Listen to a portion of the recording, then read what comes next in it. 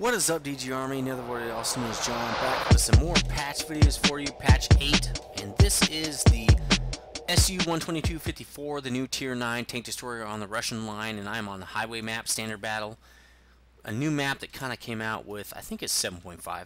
Anyway, with this map, generally, with a TD, I go in this direction here. You're going to see me post up on this hill. First, I post up behind this bush in case anybody rushes. Because I'm not sure whether people are going to come over this hill or not, since we don't have any people there yet. So, the way I was playing this tank, I do have Binox on this thing. I think I probably have a Vent and Rammer and Binox.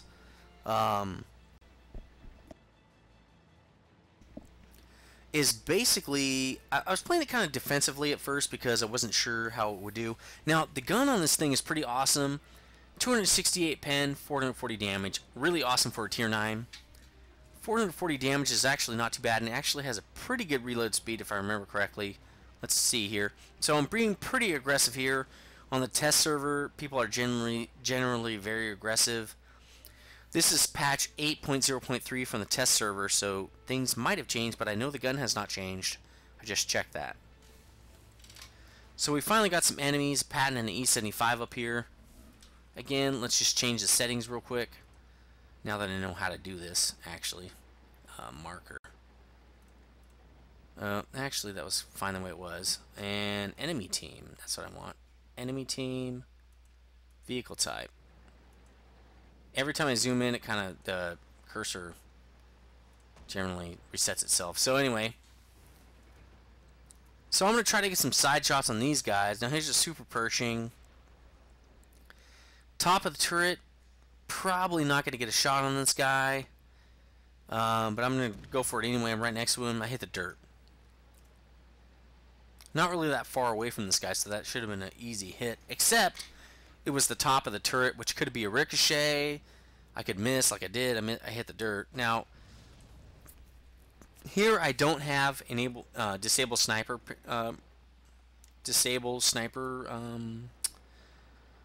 What's it called? Vibration. I don't think I can just change it here. Pretty sure I can't. But if I can, we're gonna check it. See if I can.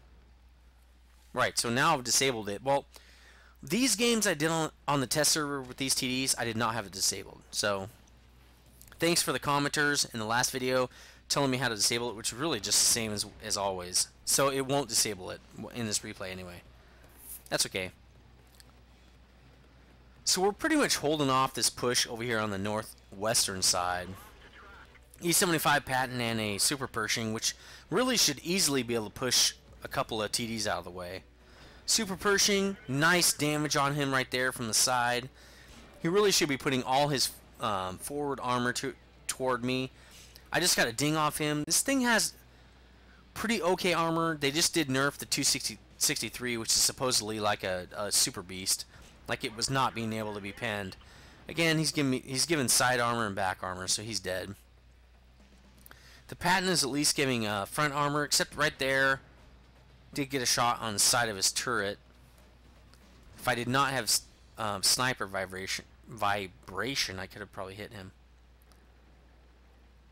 Trying to use the bushes when I can. I have a really hard time playing as a TD because I'm not used to hiding. Because in this game, there's really not. Relying on hiding is really not that good of an idea. Top of the turret, not taking the shot yet. Here we go.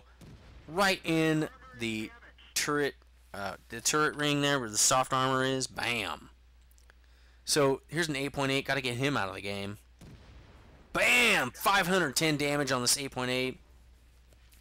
Which again is really good because this thing has, I think, 440 average damage. So whenever you get over 440, you got to feel pretty good about that. 510 is insane. So he's gone. Side of the turret. Boom. You're dead, Patton. This tank is pretty amazing. I really love the shape of this tank. I mean, it looks kind of like a race car a little bit. It's pretty awesome, actually. So I got hit all in the front. Lots of dings. A couple of hits. I'm almost dead. Well, not almost dead, but getting close to being dead. Below a third, anyway, on hit points. So right here, I do go underwater a slight bit. So if you try to drive through the water there, you will drown and your tank will be knocked out.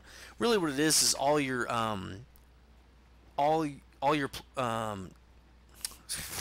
crew will die. Jeez, I can't even think of the words. So my strategy here is to climb the hill, clear out the base here, and then I'm going to go toward the city, because I already saw on the minimap that our city was getting like totally jacked up. And I actually think there's a couple of guys on K6 and 7 probably already advancing toward our base. So what I really wanted to do is make sure these guys had able to clear this place out. He's hit, no damage. He's dead. Now I'm going to go back to base, because these guys have this enemy base totally handled. So now my job, if I can get there in time, as you can see, this thing is pretty fast.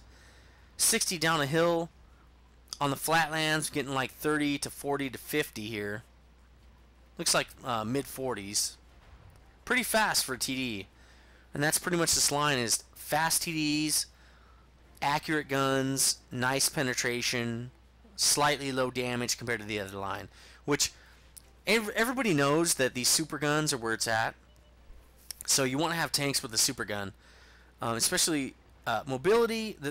Basically the key things of this game are mobility and penetration. So that's what all the awesomest tanks have in this game. All the new tanks, like the T110E5 has mobility and penetration.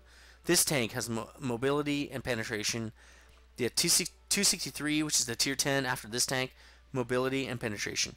Now I wish I could show you what I got as far as XP and damage and credits and all that stuff, but the plates are not available anymore on replays, so I'm not going to be able to show you a lot of times what I got. But I had a pretty good game in this tank, especially for my first time driving it. Let me know what you think about the SU122-45, or is it 54? 54. Let me know what you think, and I'll talk to you guys later.